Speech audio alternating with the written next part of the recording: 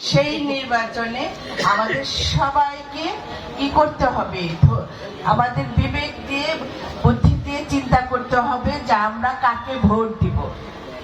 আজকে আপনারা যারা এখানে বসে আছেন, এখানে এলাকাবাসী যারা আছেন, আপনারা কিন্তু এই এলাকার উন্নয়নের ধারক হিসেবে বসে আছেন।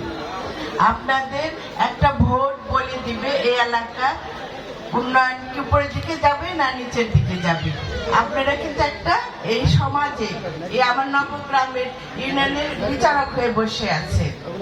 আপনাদের কাছে আমার অনুরোধ থাকবে, আপনারা বিগত সময়ে ধানের শীষে দেখেছেন যে ধানের শীষে যারা আছে, যেমন আমাদের দেশনেত্রী বেগম খালেদা জিয়া, তার রাজনীতি দেখেছেন যে তিনি আমাদের নারীদের জন্য সবসময় কাজ করে গিয়েছেন, আমাদের মেয়ে সন্তানদের বিনা পয়সা পড়ালেখার ব্যবস্থা করে দিয়েছে।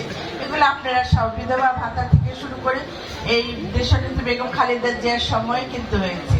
আর শহীদ রাষ্ট্রপতি জিয়া রহমানের সময় কি করেছিলেন, উনি গার্মেন্টস ফ্যাক্টরি করেছিলেন, যার কারণে আজকে অনেক এই মানিকগঞ্জে অনেক মেয়েরা কিন্তু গার্মেন্টসে কাজ করছে এখনো। তাদের অর্থনৈতিক সচ্ছলতা এনে দিয়েছিল শহীদ রাষ্ট্রপতি জিয়া রহমান। সেই ধারাবাহিকতায় কিন্তু আমাদের আজকের যে দেশ নায়ক জনাব তারেক রহমান, সে কিন্তু আপনাদের জন্য কাজ করে যাচ্ছে। আপনারা 31 দফার মধ্যে দেখেছেন, প্রত্যেকটা দফায় কিন্তু দেশের মানুষের কথা, কৃষকের কথা আছে, আপনার সন্তানদের জন্য, যুব সন্তানদের ভালো ভবিষ্যৎ গড়ে দেওয়ার জন্য,